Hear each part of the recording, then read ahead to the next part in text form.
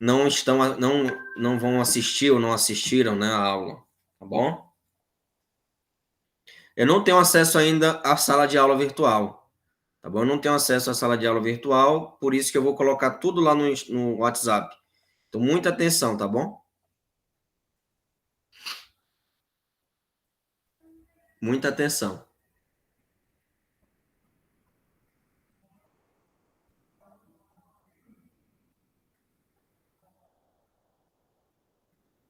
Então, vamos começar nossa aula de filosofia, seja qual for o horário que você esteja assistindo. Parabéns para as pessoas que estão aqui, estão acessando aqui nossa aula. Muito bem, tá bom?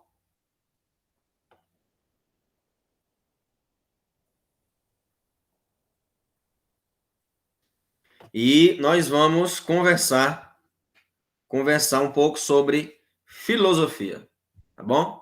Filosofia. Vocês sabem o que é filosofia? Mas, professor, diga seu nome, professor, pelo amor de Deus. Atualpa Ribeiro, meu nome é Atualpa Ribeiro, sou professor de filosofia, mestrado em filosofia, temos também algumas especializações, enfim, sou natural de Corrente, Piauí, e estou aqui em Corrente, hoje estou em Corrente, mas eu irei já viajar para fazer essa mudança, tá certo? Porque a única coisa que permanece é a mudança, segundo nosso amado Heráclito de Éfeso. A única coisa que permanece é a mudança.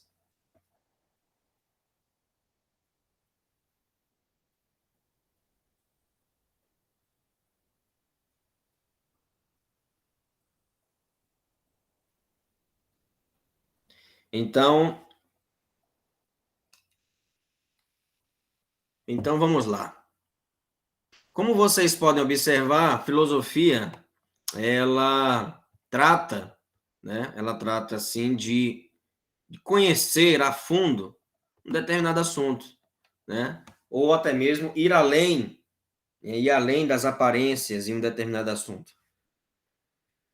E além do achismo, do eu acho, né? A filosofia não trabalha com achismo, com eu acho, não. A filosofia vai além do senso comum, tá bom? Além do senso comum. Ah, professor, mas nós estamos começando agora, nós estamos no primeiro ano. Sim, primeiro ano já dá para saber muita coisa já sobre filosofia. Nós não vamos utilizar o livro didático no primeiro momento, não. Nós vamos utilizar esses slides aqui no primeiro momento, vamos fazer uma revisão. Ah, professor, mas não estou no terceiro ano, já tem matéria do terceiro ano. Não tem problema. Aqui é um período da filosofia onde nós vamos conhecer desde o mito, desde a origem, até a atualidade. Tá bom? Até a atualidade. Então, eu vou divulgar esses slides para vocês lá no grupo do WhatsApp. A atividade também eu vou divulgar lá no grupo do WhatsApp. E vocês vão me mandar, podem me mandar também lá pelo WhatsApp, em mensagem de texto no privado, né? Mensagem de texto, ou a fotografia da atividade. Vocês vão ver lá, ler a atividade direitinho. É um texto que vocês vão fazer de 15, um comentário, né? De 15 a 30 linhas sobre um desses pensadores que nós vamos apresentar aqui hoje. Ou você pode escolher outro desses slides, não tem problema. Ler a frase deles, né? Ler a frase, entender o pensamento e reescrever. Agora, não pegue na internet que eu vou saber se você pegou ou não, tá? Olha, então nós temos aqui Sócrates, Wittgenstein, Sartre, Nietzsche, Foucault, temos aqui Bertrand Russell, temos, eu acho que esse aqui é Bertrand Russell, temos aqui o Marx e temos o Immanuel Kant. Na história da filosofia tivemos vários períodos de pensadores e de pensamento. Por exemplo, o primeiro foi o mito. Esse não foi necessariamente um período da filosofia, não, mas ele contribuiu muito. Beba água, hidrate-se.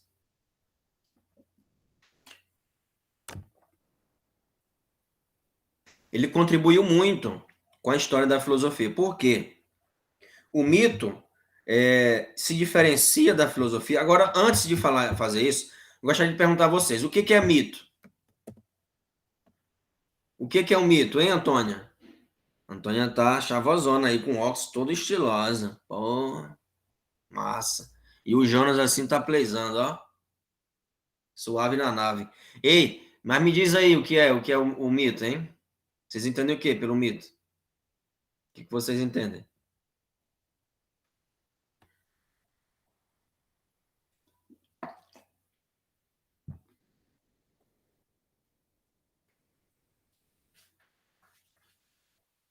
Bora, minha gente, o que é o mito? Fala no chat. Uma frase, uma palavra, o que é o mito? O que é o quê? O mito, mito. Mito, eu acho que é tipo uma história que. Tipo assim, a gente contou uma história pra pessoa sobre, tipo, coisas mitológicas. Tipo um centauro, alguma coisa. A gente tá contando um mito. É o que eu acho. Ótimo, excelente. É isso mesmo. O mito é uma história, é uma mentira, com fundo de verdade, não é isso? Você quer dizer? Perfeitamente. O mito, eu não estou falando do mito hoje. Ah, o mito, esse aí que se diz mito, né? Lembra aí que eu estou falando, né? Não é esse tipo de mito, não. Eu estou falando do mito antigo, do mito grego, tá certo? Do mito antigo, lá do mito da Grécia Antiga. Toda a civilização, viu, Jonas? Parabéns pela contribuição. Parabéns também aqui a. Aliás, é um rapaz, o José, muito bem. O mito, ele passa como mentira, né? Vamos colocar assim. Uma invenção, vamos mudar. Uma invenção. Uma invenção para explicar alguma coisa, que para satisfazer a dúvida. Por exemplo, Percy Jackson, Ladrão de Raios. Tá vendo? Fúria de Titãs, Senhor dos Anéis, Harry Potter, todos esses filmes, séries, enfim, eles têm uma história por trás, né?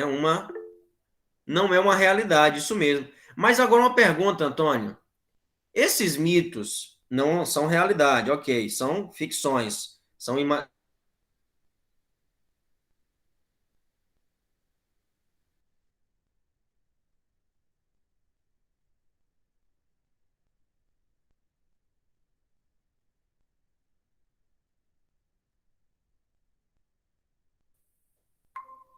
Voltei, tá certo? Voltei.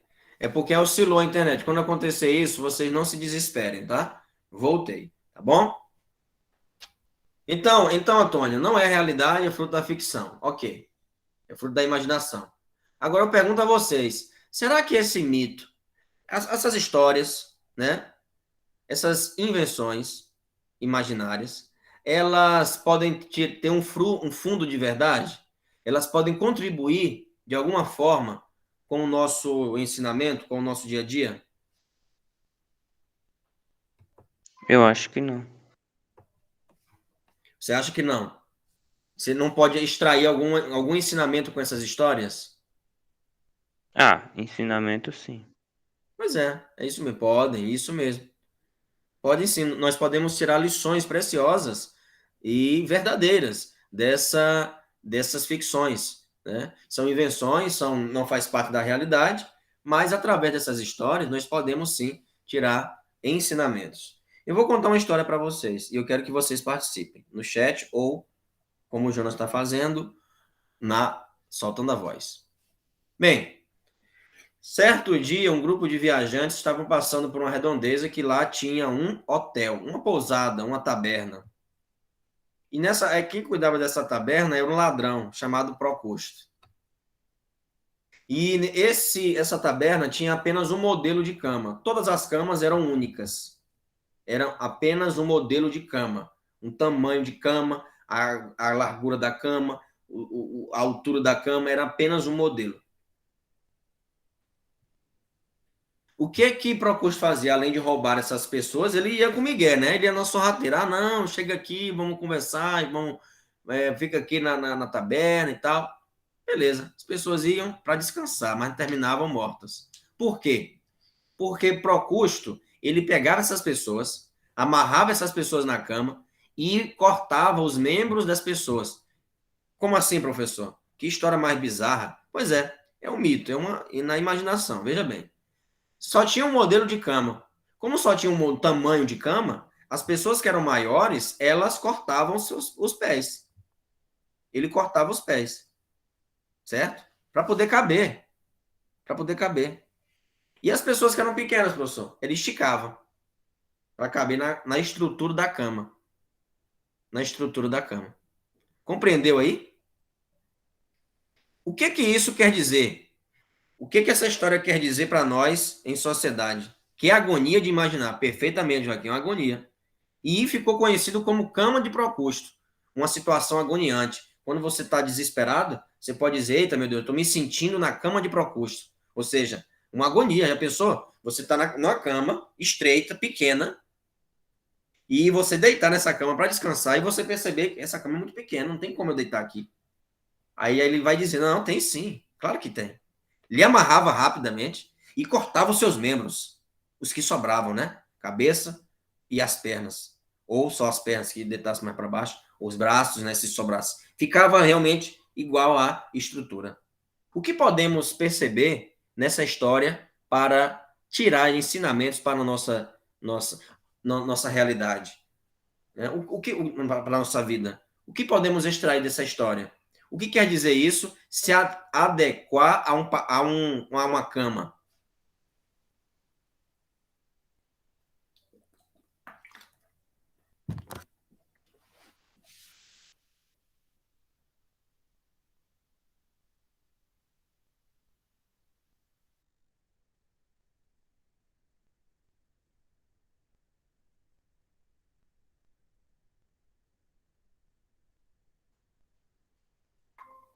Hein, pessoal? O que significa isso? Adequar um padrão de cama. O que isso significa? Será que eu vou deitar mesmo na cama e ficar lá e alguém vai cortar meus pés? Será que é isso? Ou tem outro sentido, outro significado que podemos traduzir para a nossa realidade, para a nossa vida em sociedade? E aí? É com vocês agora, bora lá. Cadê Jonas? Fala aí, rapaz. O que quer dizer isso? Oi? Hum. Você escutou a história? Não. Ah, Jonas. Pô, Jonas. Aí complica, irmão. Bem, pessoal, o que nós devemos entender na filosofia é que aqui não é só aprender o beabazinho da filosofia no livro didático, não. Nós devemos desenvolver aqui, ó, raciocínio. Nós devemos desenvolver o pensamento crítico, ir além da história. Você, Jonas, está passando um padrão de cama, como pode ser considerado como algo. Opa, eu vou pegar esse comentário aqui do Joaquim diz o seguinte: um padrão de cama pode ser considerado como algo que alguém é acostumado a fazer, de acordo com o meu pensamento. Muito bem. Alguém é acostumado a fazer um padrão de cama. Mas esse padrão aí, será que você, Joaquim, não quer se adequar a um padrão para poder ser visto? Você está acostumado a fazer determinada coisa. Mas por que você está acostumado a fazer? Porque é um padrão, não é isso? E por ser um padrão, você não pode deixar de fazer, porque senão você está fora. Compreendeu? Você está fora. Professor, me dê um exemplo assim concreto. Olha, vamos substituir a palavra cama por rede social, gente. Rede social. Se a menina na rede social não tiver maquiada, não tiver o corpo legal, não tiver magrinha, não tiver. Ela é vista, ela nem é seguida. Por ver os outros fazendo, todo mundo faz. Perfeitamente. É um padrão, Maria vai com as outras. Ou até mesmo desrespeitar o jeito do outro de ser. Desrespeitar o jeito do outro de ser. Procusto queria que todo mundo se adequasse ao jeito da cama dele. Ao jeito da cama dele. Se não tiver como a mídia falar, não é respeitado. É isso mesmo. Tá vendo? Então, padrão. Seguir padrões e ignorar o jeito do outro de ser. Eu não respeito o jeito do Jonas de ser. Por que não respeita? Porque ele tem que ser daquele jeito ali. Ora, por quê? Por quê? Não tem sentido isso. Ele é Jonas, ele é autêntico, é único. O José é José, acabou. Antônia é Antônia. O José Maria é José Maria. O Denisvaldo é Denisvaldo. Joaquim é Joaquim, acabou. Atualpa é Atualpa. Pronto, não tem outro. Foi até com nome parecido, igual. Mas a pessoa não é a mesma. Mas muitas vezes nós queremos nos adequar e nos encaixar a certos padrões sociais. E a cama ali, tá vendo? é uma figura de linguagem, né? O mito tem vários símbolos. E nós devemos substituir essa cama, por exemplo, né? Esse cortar os membros, pela sociedade que quer nos colocar em padrões, em caixinhas, pelos amigos que querem, que repreendem às vezes quando nós falamos. Né? Isso não é amizade. Pessoa que fala com você e toda hora te repreende, toda hora te insulta, isso não é amizade, não. Rapaz, seja assim, seja assado. Ora, mas rapaz, tu quer que eu seja igual a você? Eu sou eu, macho. Não é assim que vocês falam aí? Eu sou eu, macho. Tô pegando até o sotaque, né? Então é isso. Então eu não vou ser igual a ninguém, eu vou ser eu e acabou. Entendeu? Olha que lição interessante do mito de Procusto. O mito de Procusto fala da intolerância, do desrespeito ao jeito do outro, do desrespeito ao jeito do outro de ser, porque eu tenho que me encaixar a um padrão de beleza, a um padrão, a uma cama, né? E essa cama pode ser substituída por padrão de beleza, por rede social, pela família, pelo grupo de amigos. Tá entendendo? Se eu tiver com o cabelo um pouquinho assanhado, não pode, tem que postar uma foto, tira 1000 fotos do mesmo jeito. Pô, não tem sentido, cara. Não tem sentido. Para que que eu vou querer me adequar a um padrão, me adequar a uma rede social que o dono dela tá milionário? Isso só vai me fazer ali perder tempo. Professor, mas você tem Instagram? Tem Instagram. Mas o meu Instagram eu utilizo mais para profissional, de cunho profissional. Eu não fico postando foto toda hora de comida, como é que eu tô e tal. Nossa, isso aí ninguém precisa saber, não.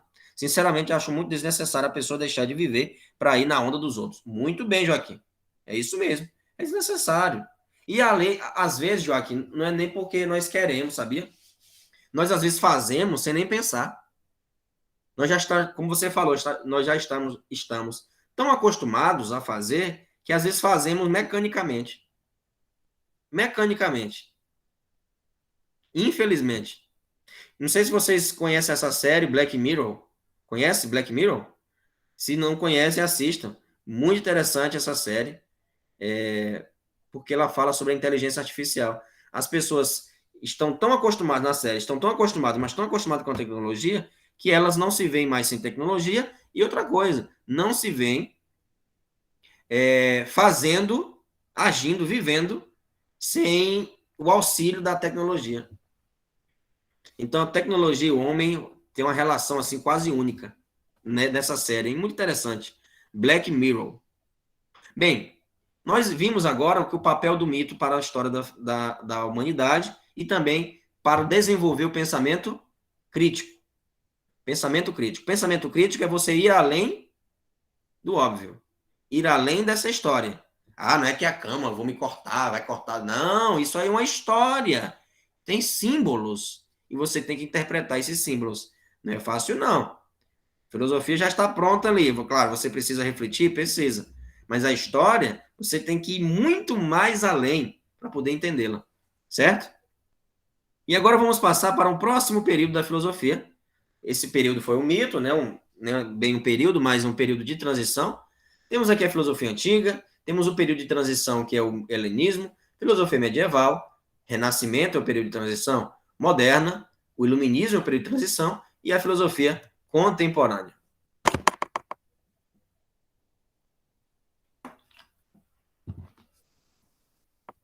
E a filosofia contemporânea, certo?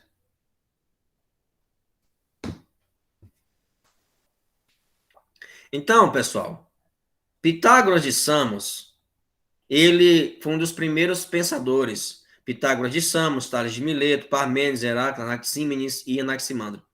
Esses filósofos eram conhecidos como pré-socráticos. Os pré-socráticos, eles, eles entendem que a natureza, que o universo, que o ser humano só existe ou só pode se manter através de elementos naturais. Eles são chamados também de naturalistas. Naturalistas vêm de natureza, não é isso? Vem de natureza. Pois é. Por exemplo, Pitágoras vai falar que é o número. Tudo está no universo organizado Porque existem os números, as medidas.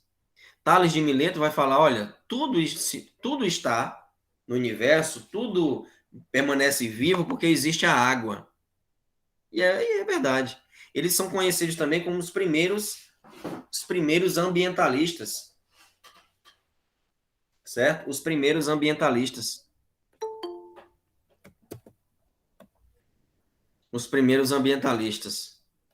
Então, observem que o Anaximandro vai falar que é o apeiron, o arqué, o princípio vital.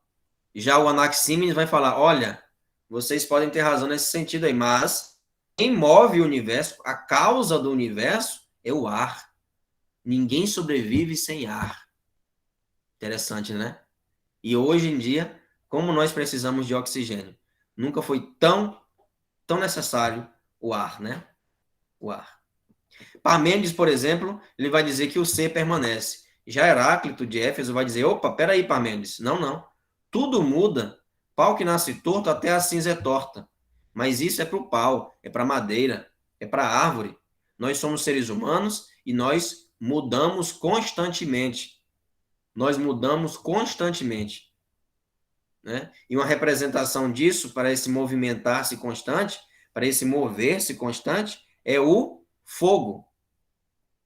O fogo. O Joaquim não é a mesma pessoa de ontem. O Jonas não é a mesma pessoa de ontem. Como assim, professor? Claro que eu sou. Não, não é. O físico mudou, pode ter até mudado pensamentos, entende? Está aprendendo mais, conhecer novas coisas. Como é que é o mesmo? Não é o mesmo. Eu não sou o mesmo. Claro, evidentemente que você não vai mudar a personalidade do dia para a noite. Não. Mas você tem 17 anos hoje. E amanhã, ou daqui a 10 anos, melhor dizendo, daqui a 10 anos você não vai pensar do mesmo jeito. Até a sua personalidade vai mudar. Até a sua personalidade vai mudar. Tá entendendo? Então, tudo muda, pessoal. A única coisa que permanece é a mudança. Ninguém está acabado. Ah, estou completo. Não. Somos seres incompletos. Somos seres incompletos. Constantemente incompletos. Um pensador importante é o Demócrito. Demócrito. Temos o átomo e o materialismo. Ou seja, o átomo não surgiu aqui com Newton, Einstein, nada disso não. Surgiu aqui com Demócrito, na Grécia, né? E ele vai falar sobre o materialismo. Somos átomos. Somos átomos. Certo? Em seguida, nós temos um pensador chamado Sócrates, onde ele vai apostar todas as fichas dele na maêutica. O que é maêutica? A maêutica é a arte de parir ideias. Ele homenageou a mãe dele. Embora Sócrates não tenha escrito nada, quem escreveu foi Platão, seu discípulo. Certo? Então, a maêutica é um processo para chegar a um determinado conhecimento. Por exemplo, se eu digo que alguém é injusto, Sócrates vai dizer, o que é a justiça? Eita, rapaz, o cara se coça todinho e não responde. Bem, então, se você não sabe o que é a justiça, você não pode dizer que alguém é injusto. Você só pode dizer que alguém é injusto se você conhece a justiça. Então, o primeiro passo da maêutica é a ironia. O segundo é a persuasão, o questionamento através do diálogo. E o terceiro é o parto das ideias. Parto, é isso mesmo, o nascimento das ideias, através do diálogo. Porque as ideias, para Sócrates, estão no nosso íntimo. Ele tem essa frase, só sei que nada sei, e o fato de saber isso me coloca em vantagem sobre aqueles que acham que sabem alguma coisa. Acham que sabem alguma coisa. E de fato é isso mesmo. As pessoas acham que sabem tudo, mas na verdade, quando você reconhece que só sabe, que nada sabe, você já está um passo à frente daqueles que se dizem completos, daqueles que se dizem que sabem de tudo. Só sei que nada sei. Como uma coisa que você sabe, que eu não sei de nada. Eu estou aqui para aprender constantemente. Discípulo de Sócrates foi Platão. Platão, discípulo de Sócrates. Ele defendia, além de ter escrito e reproduzido o pensamento do seu autor, do seu mestre, ele também desenvolveu sua teoria. ele foi além do mestre.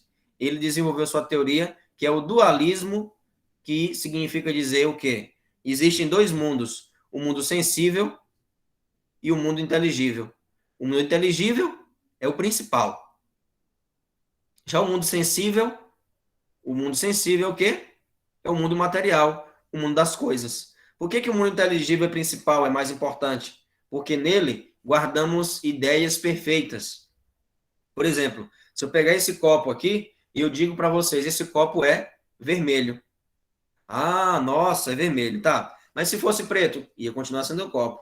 E se eu quebrar, ia continuar sendo o copo. E assim sucessivamente. Um copo quebrado, é claro. Perceberam como existem ideias perfeitas, e essas ideias perfeitas fazem com que outras surjam, como por exemplo um copo vermelho. Uma garrafa, um cavalo, a mesma coisa.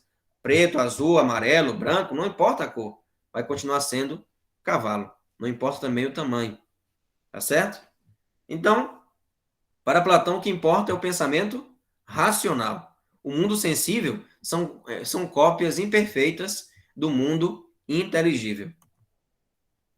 Temos aqui Aristóteles. Aristóteles vai falar que o bem é aquilo a que todas as coisas buscam.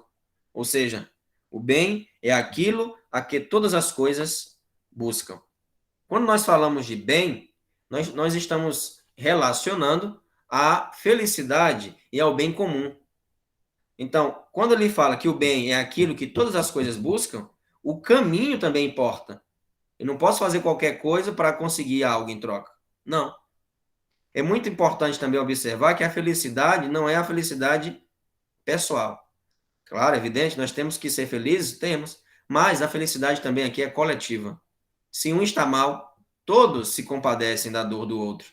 Todos ficam também sentidos com a dor do outro. Bem, temos aqui o ato e a potência. Né? Importante esses dois conceitos. Primeiro, o conceito de ato. O que é ato? O que é ato, pessoal? Ato é aquilo que nós somos. Ato é aquilo que nós somos. O Jonas é homem, ponto. É aquilo que ele é. O Jonas é estudante, ponto. É aquilo que ele é. Acabou. E a potência? É aquilo que ele vai se tornar. O Jonas pode ser administrador, contador, enfermeiro, médico, enfim. É aquilo que ele vai conquistar, é aquilo que ele vai ser. E outra coisa importante, uma semente de abacate só vai crescer, potência é semente. Em ato é semente. Em potência, ele vai ser o quê? Um abacateiro. Tá certo? Ele não vai ser outra coisa. Tá? A mesma coisa somos nós. Nós não podemos. Eu, por exemplo, não posso me tornar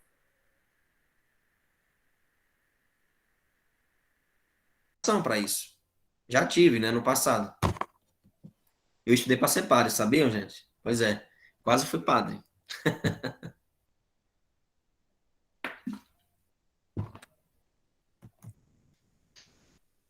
É importante observarmos o estoicismo com Zenão de Sítio, e, claro, com dever.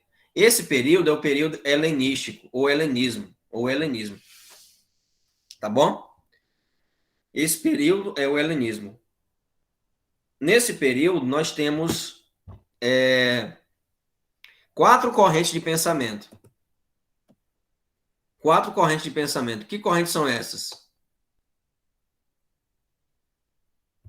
Que correntes são essas?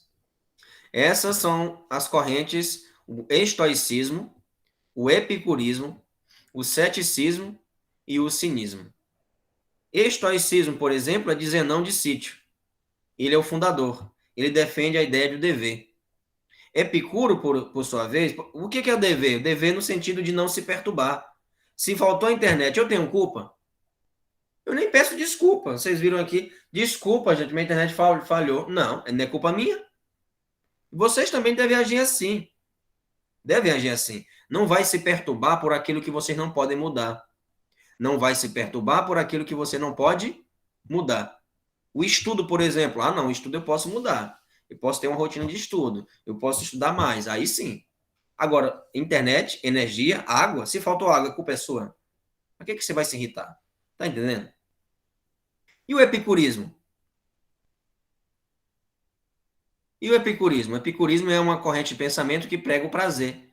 O seu fundador é Epicuro. Mas não é qualquer prazer. É o prazer de poder estar com sede, tomar uma água e pensar e degustar, embora a água não tenha gosto, mas degustar aquela sensação, né? Degustar aquela sensação. Mas o prazer também é conversar com amigos, é partilhar, é ouvir uma boa música, é fazer uma boa refeição com calma, não nessa pressa que nós estamos toda hora, né? E o ceticismo, professor? O ceticismo ele foi fundado por Pirro de Élida. Pirro de Élida tem um pensamento que é muito curioso para aplicar no dia a dia. Todos são importantes, mas eu gosto desse pensamento porque ele nos motiva a calar, a silenciar. Nos motiva a silenciar, a calar. Ou seja, a suspensão de juízo, a epoqué. Epoqué significa suspender o juízo. Fica em silêncio. Se você não sabe, por que você vai afirmar? Se não sabe, aprende. Ouve mais e fala menos. Essa é a lição do ceticismo. E não divulga fake news, né? Porque se você não tem certeza, para que você vai divulgar? É melhor ficar em silêncio e com o dedo nervoso parado. E o cinismo?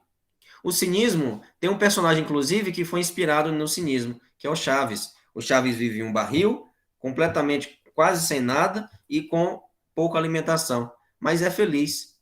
O Diógenes de Sinope, ele prega que devemos ir sempre além das convenções. O que diabo é convenção, professor? Convenção é um modelo, assim como nós vimos no mito de Procusto, por exemplo.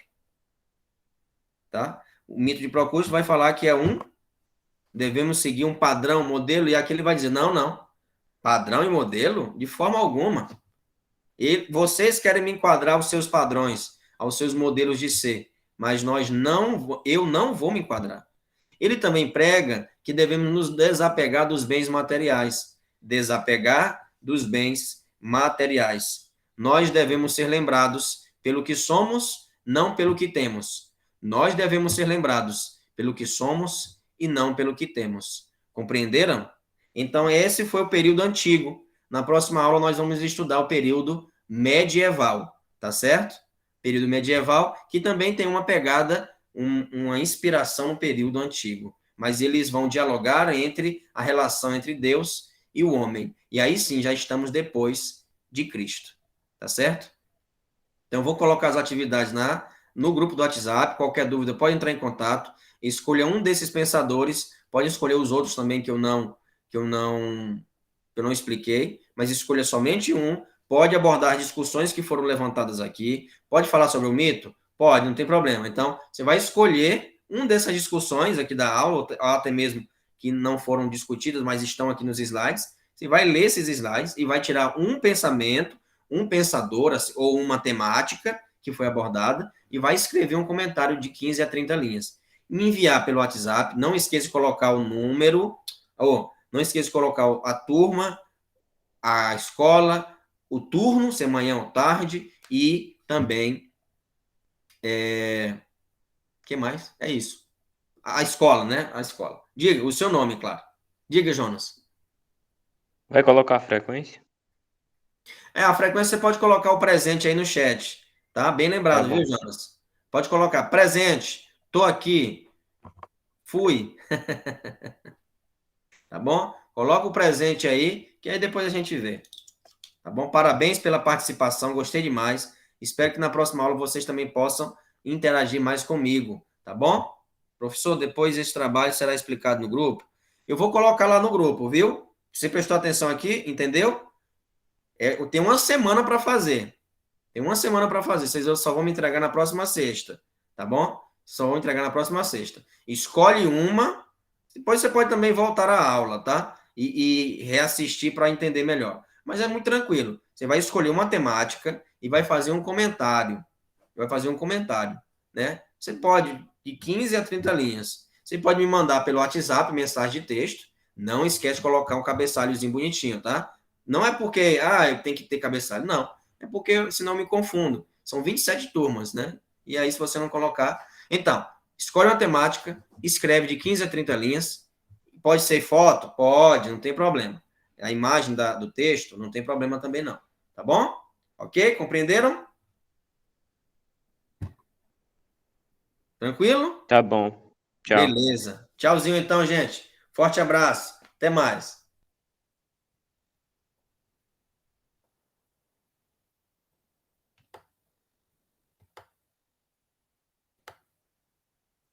Valeu, valeu.